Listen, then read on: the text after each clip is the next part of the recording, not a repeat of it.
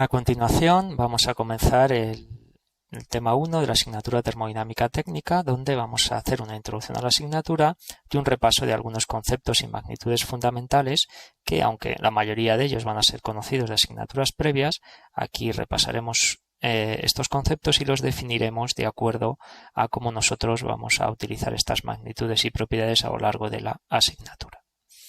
Este primer tema se desglosa en 4 apartados. El primero es la introducción. Segundo apartado, repasaremos los diferentes estados de agregación de la materia. Tercer apartado, definiremos y repasaremos algunas propiedades termodinámicas. Y en el cuarto apartado veremos algunos ejemplos de aplicación. Comenzamos con el primer apartado respondiendo a la cuestión de qué es la termodinámica técnica. Desde el punto de vista etimológico, la palabra termodinámica proviene de los términos griegos therme, que significa calor, y dynamis, que significa fuerza. La termodinámica es una ciencia que surgió en siglos XVIII y siglo XIX con el objetivo de intentar entender cómo funcionaban las primeras máquinas de vapor que supusieron la revolución industrial. Y los investigadores y científicos de aquella época lo que veían es que se podía transformar el calor en una fuerza. De ahí viene la palabra termodinámica. Hoy en día, a partir del siglo XX y siglo XXI, pues la termodinámica es un concepto mucho más amplio y mucho más general. Es tanto una rama de la ciencia como de la ingeniería. La rama de la ciencia, que es la que estudian los físicos y los químicos, fundamentalmente estudian relaciones entre propiedades de la materia. La otra rama de la termodinámica, que es la que se conoce como termodinámica técnica o termodinámica aplicada o termodinámica ingenieril, es la estudiada por los ingenieros y en esta rama de la termodinámica se estudia las interacciones que tienen determinados sistemas con su entorno, fundamentalmente en forma de intercambios energéticos. Esta termodinámica técnica es la que nosotros vamos a estudiar en la asignatura y la podemos definir como la ciencia que estudia las diferentes transformaciones de la energía de unas formas a otras. Y en esas transformaciones energéticas debemos tener una visión global y general de ese concepto de energía. Es cualquier forma de energía, como iremos viendo a lo largo de la asignatura. A continuación vamos a ver algunos ejemplos de sistemas donde se producen estos intercambios energéticos. En este primer ejemplo tenemos el caso de un sistema de calefacción solar sencillo que lo que busca es calentar una determinada corriente de aire. De tal manera que aquí lo que tenemos pues es simplemente una entrada de aire frío que está a una temperatura baja y ese aire frío entra por este conducto de color gris hasta la parte de arriba donde tenemos una serie de colectores solares térmicos. Esos colectores solares están orientados mirando al sur y lo que van a hacer es captar la energía que viene en forma de radiación solar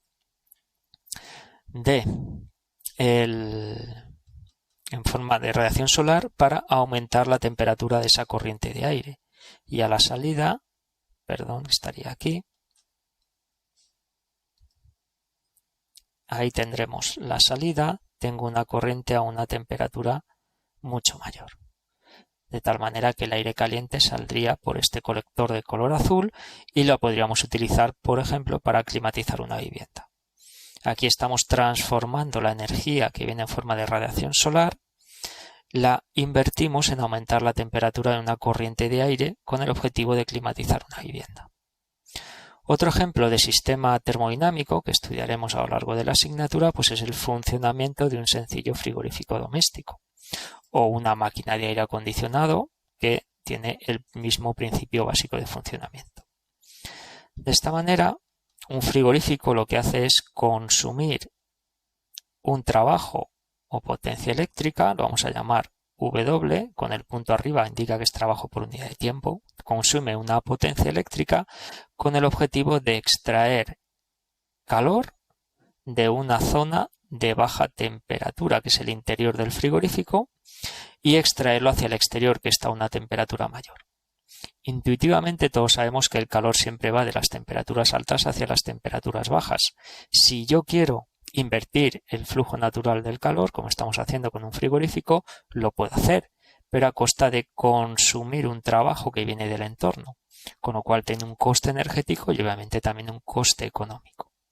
Si en un momento determinado dejáramos de consumir este trabajo eléctrico, porque desenchufamos el frigorífico, al cabo del tiempo, tardará más o tardará menos, pero el interior del frigorífico alcanzaría la misma temperatura que el entorno de alrededor, porque el flujo de calor ya no iría del interior del frigorífico hacia el exterior, no estaríamos extrayendo energía, sino que iría desde el ambiente exterior hacia el interior del frigorífico hasta que se alcance la misma temperatura en ambos lados.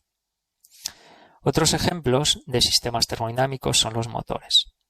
Aquí vemos un turborreactor de un avión que consta de diferentes partes. Está esa parte de ahí primera, que es el compresor, la cámara de combustión o combustor y la zona de la turbina. Este tipo de motores, sin entrar en mucho detalle, lo que hacen es transformar la energía que tiene en forma de enlaces químicos un determinado combustible, en este caso queroseno, que se inyecta en la cámara de combustión. Reacciona con el aire en una reacción de combustión fuertemente exotérmica, liberando gran cantidad de energía en forma de calor. Parte de esa energía es aprovechada por la turbina para mover el compresor y el resto de la energía la tenemos a la salida. Son esos gases calientes que tenemos a la salida. Tengo gases a una temperatura elevada y también a una velocidad elevada, con lo cual tienen energía cinética y energía térmica. Y esos gases a la salida lo que provocan es, tengo una masa por una aceleración de los gases a la salida, provoca una reacción en el avión, principio de acción y reacción, y es el principio de propulsión de los aviones que llevan este tipo de motores, de turborreactores. Otro ejemplo de motor es el que normalmente tenemos en los automóviles, que son motores de combustión interna alternativos. El concepto genérico es parecido al motor anterior. Tenemos un combustible, que puede ser gasóleo o gasolina, que tiene una gran cantidad de energía en forma de enlaces químicos. Liberamos toda esa energía en el interior del motor en forma de una reacción fuertemente exotérmica. Esa reacción fuertemente exotérmica se produce aquí, en el interior de ese cilindro. Esa reacción exotérmica libera gran cantidad de energía en forma de calor, aumentando la presión y la temperatura que tengo aquí en el interior, provocando un movimiento alternativo en ese pistón que tenemos ahí. Y ese movimiento alternativo, con el mecanismo biela manivela que tenemos en la parte inferior, aquí lo transformamos en un movimiento alternativo en un movimiento rotatorio. Y ese eje girando, ese movimiento rotatorio, es el que va acoplado a través de una caja de cambios a las ruedas del vehículo y permite desplazar nuestro vehículo. De tal manera que estamos transformando la energía que hay inicialmente en forma de enlaces químicos en calor, en una reacción exotérmica y finalmente en un trabajo útil para desplazar el vehículo, que tiene que vencer el rozamiento del aire y el rozamiento de las ruedas en contacto con el suelo. Es característica también común en este tipo de motores y en general en cualquier sistema que siempre que tengo una transformación energética al final estamos perdiendo cierta cantidad de energía. La energía poco a poco se va degradando de tal manera que la energía final que aprovechamos siempre es mucho menor que la que teníamos inicialmente. Para que nos hagamos una idea, el caso de un motor de automóvil, en un motor de combustión interna convencional como el que puede montar cualquier automóvil hoy en día, el rendimiento entendido como la energía inicial que tengo en el combustible, mejor dicho, la energía final que aprovechamos respecto a la energía que tengo inicialmente en forma de enlaces químicos en el combustible, es aproximadamente de 1/3, y eso en condiciones óptimas de operación del motor. Con lo cual estaríamos 2/3 de la energía nos estarían aprovechando. Otro ejemplo de sistema ampliamente estudiado en termodinámica pues es una central de producción de energía eléctrica. Aquí, en este tipo de centrales, estamos suponiendo que estamos quemando un combustible fósil, que en este caso es el carbón que tenemos ahí. Ese carbón puede ser carbón o puede ser cualquier otro tipo de combustible, no tiene por qué ser carbón, ¿vale? Podría ser biomasa, podría ser en gas natural o cualquier otro combustible que podamos quemar. También, en el caso de una central nuclear, pues eliminaríamos la caldera y pondríamos simplemente el reactor nuclear, que es el que nos aportaría el calor al ciclo, a la central eléctrica. Puede haber diferentes formas de aportar el calor. En una central termosolar pues sería energía solar concentrada la que aportaría el calor al sistema y no la combustión de un combustible fósil. De manera, independientemente de cómo aportemos el calor, el resto de sistemas, pues en todos los centrales, pues son similares. De tal manera que tenemos el sistema de aporte de calor al ciclo, que en este caso es quemando carbón con aire. Como estamos produciendo un proceso de combustión, pues obviamente necesitamos una chimenea para expulsar esos gases de escape que salen por ahí hacia el ambiente, y es el que produce en la reacción de combustión, pues obviamente se produce CO2, dióxido de carbono, y provoca un efecto invernadero que otro tipo de sistemas pues no provocaría. Pero aquí lo que hacemos es esa energía que tenemos en forma de enlaces químicos en el carbón, provocamos una reacción de combustión que aportamos al agua, que es lo que va circulando por las líneas de color azul, y el agua en forma de vapor pasa a través de la turbina que tenemos ahí. Y esta turbina es la que extrae el trabajo útil. Trabajo en forma de un eje girando que, acoplado a un generador eléctrico, lo transformamos en energía eléctrica. También el sistema, aparte de un generador de vapor, necesita un sistema de disipación de calor. Parte del calor se pierde al ambiente, que es lo que se cede normalmente en una torre de refrigeración. Lo que sale por ahí arriba de la torre de refrigeración no son contaminantes, es simplemente una corriente de aire húmedo con un contenido de humedad muy elevado. Simplemente una nube, pero ahí no estamos contaminando nada.